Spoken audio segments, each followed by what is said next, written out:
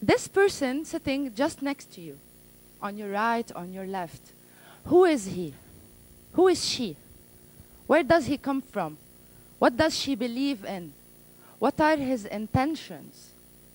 This person, whether from a different gender, different race, different confessions or religion, different political party maybe, living in a different country, what is this other person? Who is he? We define ourselves, we define the other persons upon the us versus them approach. And the problem is we have the fear of this other person. This other person becomes the monster underneath our bed, the one they tell us about. The monster becomes this other person. Last April, I went to Austria. I went with my fiancé. I wanted to be immersed in the culture, to do sightseeing, you know. And he just wanted to skydive. So we went in the small Cessna. I was afraid of the Cessna first because it might fall down.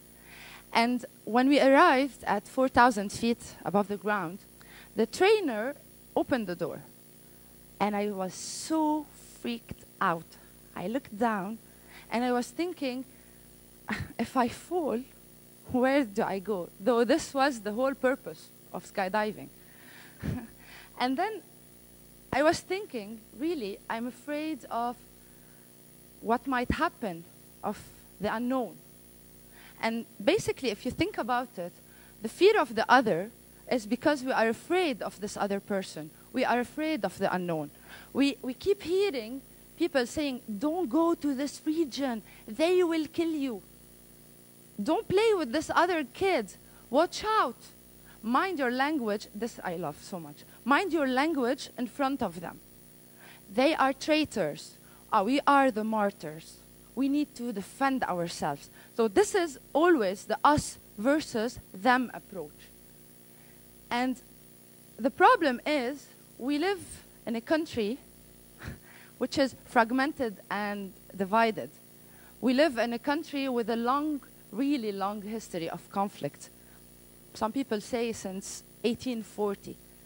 We live in a country which did not do reconciliation.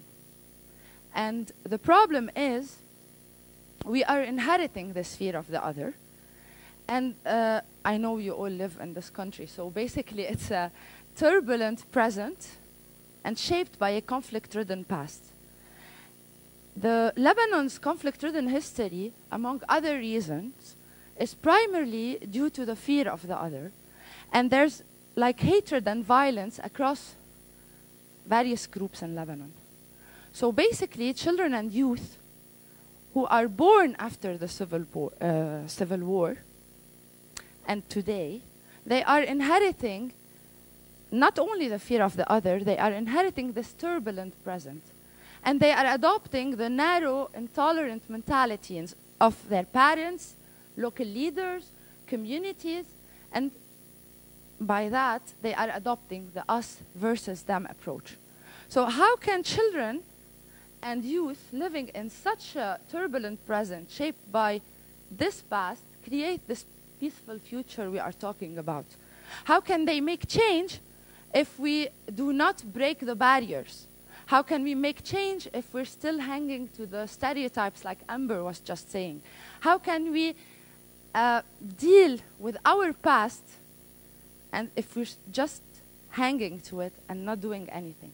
So these questions, we asked ourselves what to do at the Sustainable Democracy Center, SDC, and we tried to launch a program in 2009 called Peace Beyond Fear, Participation Beyond Age, or you can just flip it if you want. This program aims to actively engage youth as agents of change in Lebanon. And the idea is to create this dynamic of youth agents of change across all the country. These youth, so basically we established clubs in collaboration with organizations, schools in different regions in Lebanon, with more than 150 youth from different confessional backgrounds, political backgrounds, and socioeconomical backgrounds, not only Lebanese youth, by the way. And the whole idea is that they received trainings and they gained the skills and the knowledge, and they spread this knowledge through activities, events, peer-to-peer workshops, dialogues. They became agents of change. But we were talking about the past. How really can we deal with such a past if we are inheriting the memory of the past and we don't have an alternative besides transitional justice and reconciliation, which didn't happen in Lebanon? So in 2010, together with these agents of change, we launched an intergenerational dialogue. So it's between the youth and the adults.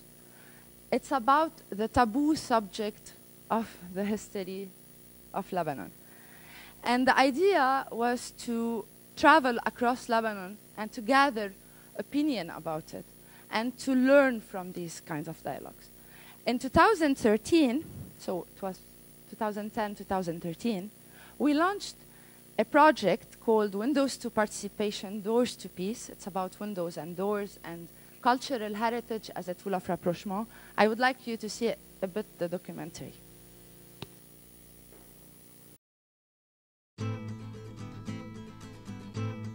لما خلصت الحرب بلبنان ما صار في مراجعة شاملة لمختلف النزاعات ولا مصالحة وطنية حقيقية بين مختلف الأطراف. بالتالي نحن عم نعيش اليوم انقسام بالبلد مبني على حقد وخوف من الآخر، ثقافة عنف نورثها من جيل لجيل.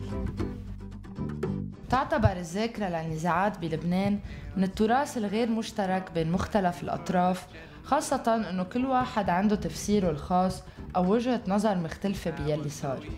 من هيك تم تصميم معرض تفاعلي على شكل دهاليز لتضوي على آراء وأفكار أشخاص من مناطق مختلفة جمعناها من خلال مقابلات وجلسات حوار من سنة 2010. انبثقت فكرة الدهاليز من الوضع المعقد بلبنان. هي متاهة مقسمة لعدة غرف بطريقة تفاعلية بتبين الاختلاف بالآراء وبتهدف لفتح أفق للحوار حول التعاطي مع الماضي. بتمثل الدهاليز نقطة انطلاق للمناقشة حول النزاعات نفسها، شهاداتنا وقصصنا والحلول المطروحة للتغيير.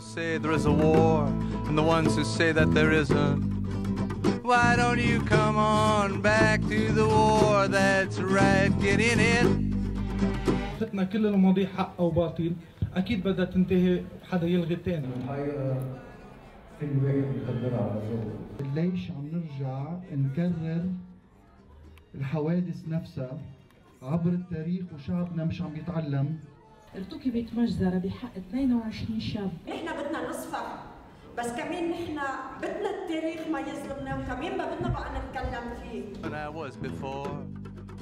بيتمحور المشروع حول حافلة أو باص من ذكرى بداية حرب ال75 يلي استعملناها نحن لنشر المشروع، تصارت فيلم بالبوسطة أو سينيبيوس بيعرض أفلام مختلفة عن النزاعات. زارت دهاليز شبابيك المشاركة باب للسلام مناطق لبنانية متعددة ضمن نشاطات دامت 3 أيام بكل منطقة بالتعاون مع البلديات والمؤسسات المحلية.